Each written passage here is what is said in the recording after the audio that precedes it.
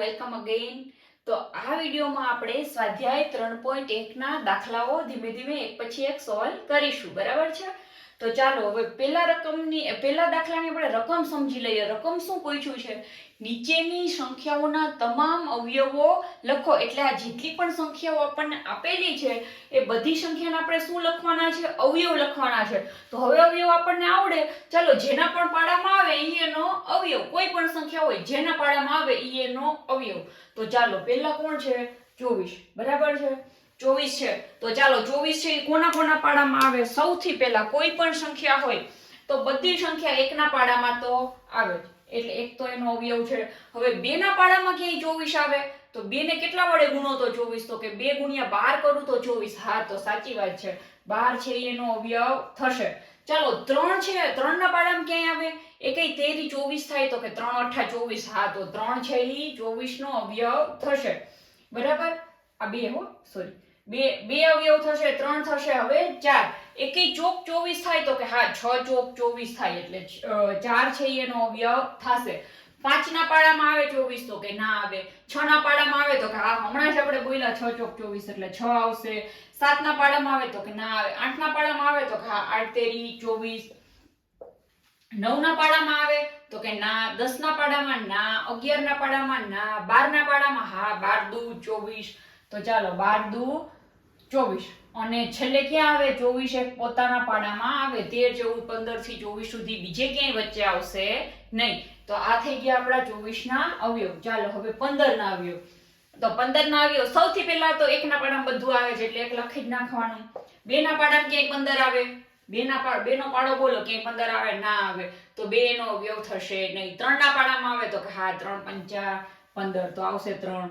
4 ના પાડામાં આવે તો કે ના. 5 ના પાડામાં આવે 5 તેરી 15. હા, તો 5 થશે.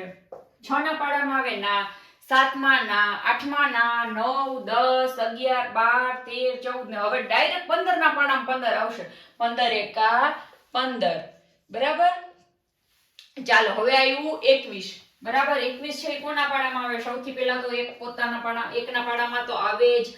પછી 3 ના પાડામાં આવે, 2 ના પાડામાં આવે તો કે ના. 3 ના પાડામાં આવે તો કે હા 3 સત્તા 21. 4 ના પાડામાં ના. 5 નહીં, 6 નહીં, 7 હા 7 તેરી 21. 8 ના પાડામાં નહીં. 9 ના પાડામાં નહીં. 10 11 12 હવે ક્યાંય નહીં આવે. હવે ડાયરેક્ટ ક્યાં આવશે? 21 ના પોતાના પાડામાં. બરાબર? 21 એકા 21. ચાલો 27 નું જોવો. એક ના પાડામાં તો હોય જ બધું, એક લખી નાખવાનો. 2 ના પાડામાં ક્યાંય 27 આવે નહીં. 3 ના પાડામાં આવશે તો કે હા 3 નવા 27.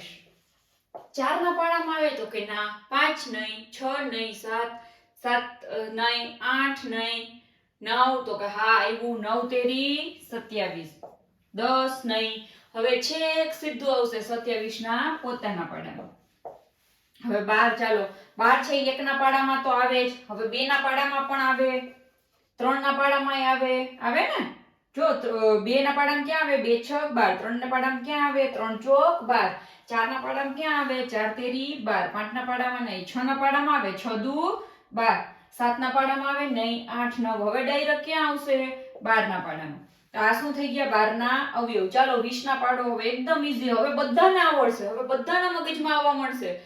20 નો અવયવ પાડવા છે તો વિચારો પહેલા. એક ના પાડામાં તો બધું આવે જ. હવે 2 ના પાડામાં આવે તો હા 2 દાન 20.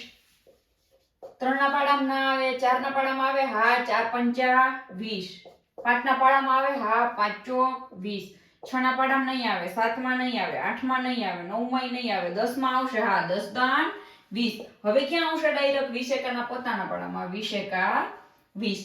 ચાલો 18 ના આવે. હવે બધાના મગજમાં આવવા માંડી ગયા હશે જવાબ. હવે હાલો હારવાર મગજમાં આવી જવું જોઈએ. હું અહીંયા લખું ને હારવાર તમારા માઇન્ડમાં આવવા જોઈએ જવાબ. એક ના પાડામાં તો બધું આવે જ. 2 ના પાડામાં આવે 18. હા 2 નવા 18. 3 ના પાડામાં આવે હા 3 6 18. 4 ના પાડામાં 18 આવે તો કે ના આવે. 5 ના પાડામાં આવે નહીં. 6 ના પાડામાં આવે 6 તેરી 18.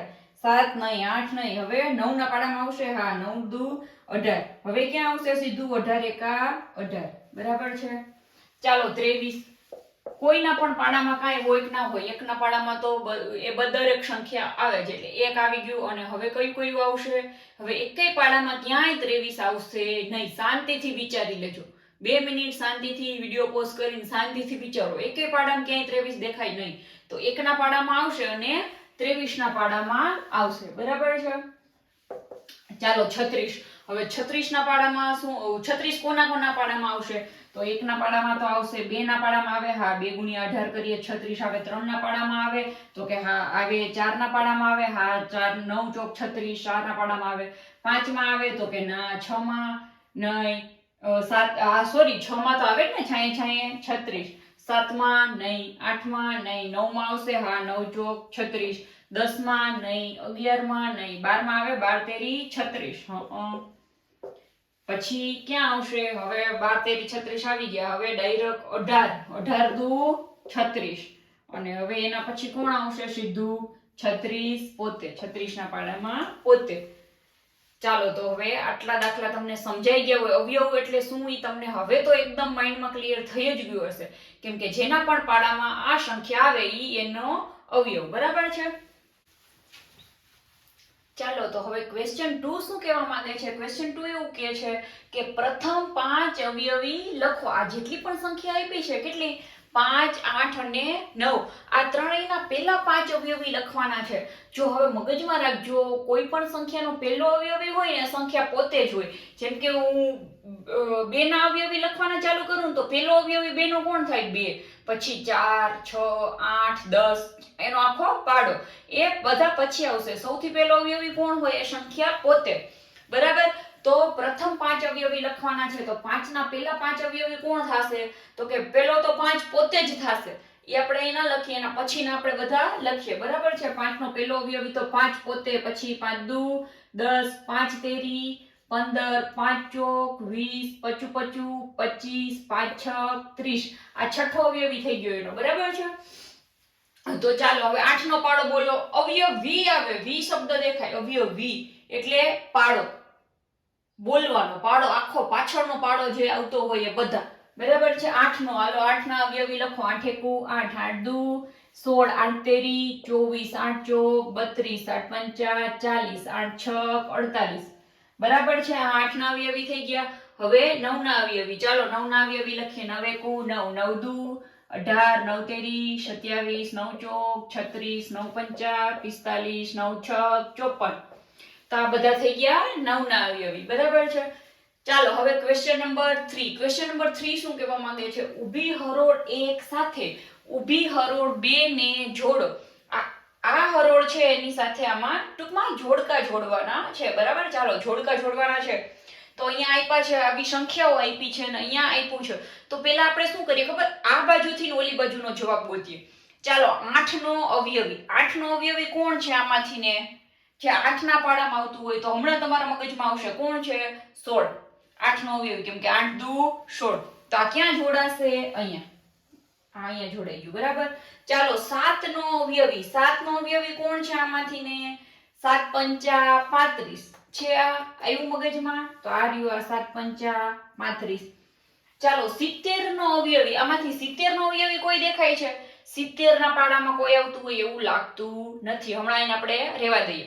ચાલો હવે 30 નો અવયવ. 30 નો અવયવ આમાંથી તમને કોઈ દેખાય? તો કે હા 15. 15 ના પાડામાં આવે ને 30. 15 દુ 30. તો આ થઈ ગયો ડી. બરાબર છે? હવે ચાલો અહીંયા શું આપ્યું છે? 50 નો અવયવ. 50 નો અવયવ આમાં કોઈ લાગે? હા 25. 25 દુ 50 થાય ને? તો આ બે આવશે. અને 20 નો અવયવ. 20 નો અવયવ જો 20 નો અવયવ 20 તો હોય જ. દરેક સંખ્યા પોતે અને એક બધાના અવયવ કહેવાય. બરાબર છે? તો જોડકા જોડાઈ ગયા. ચાલો હવે આવી ગયા આપણે ક્વેશ્ચન નંબર 4 ઉપર. 100 સુધીના 9 ના બધા અવયવી લખો. કોના અવયવી લખવાના છે? 9 ના. અને ક્યાં સુધી લખવાના છે? 100 સુધી. તો હાલો લખતા જઈએ. એકદમ ઈઝી. હવે તો અવયવી અડધી રાતે કોઈ ઊંઘમાંથી ઉઠાડીને પૂછે ને કે કેમ આવશે તોય આવડી જાય. અવયવી આવડી જાય. અવયવી આવડી જાય. ચાલો 9 ના અવયવી લખીએ. ચાલો 9 એકા 9, 9 દુ 18, 9 તેરી 27, 9 ચોક 36, 9 પંચા 45, 9 છક 54, 9 સત્તા 63, 9 અઠ્ઠા 72, 99, 81, 9 દાણ 90. જો 9 નો પાડો આપણી પાસે પૂરો થઈ ગયો અને આપણને ક્યાં સુધીના અવયવી પૂછ્યા છે? 100 સુધીના. તો આપણે હજી ક્યાં સુધી લખ્યા? 90 સુધીના. તો જો 9 દાણ 90. બરાબર. 9 ને 10 વડે ગુણ્યા તો કેટલા આવ્યા? 90. તો 9 ને 11 વડે ગુણો, આપણે કાંઈ ટેન્શન નથી. 9 ને 11 વડે ગુણો તો કેટલા આવે? 99. 11 નવા 99. આ પણ શું થયું? એનો અવયવી. બરાબર છે. તો આ રીતે થઈ ગયા હવે 100 સુધીના 9 ના બધા અવયવીઓ પૂરા. તો ચાલો, આઈ હોપ તમને આ વિડીયો યુઝફુલ થયો હશે. હવે સ્વાધ્યાય 3.2 આપણે નેક્સ્ટ વિડીયોમાં સમજીશું. જો વિડીયો યુઝફુલ થયો હોય તો જલ્દી તમારા ફ્રેન્ડ સાથે શેર કરી દેજો અને નેક્સ્ટ વિડીયોમાં જરૂર કન્ટિન્યુ કરજો. Thank you.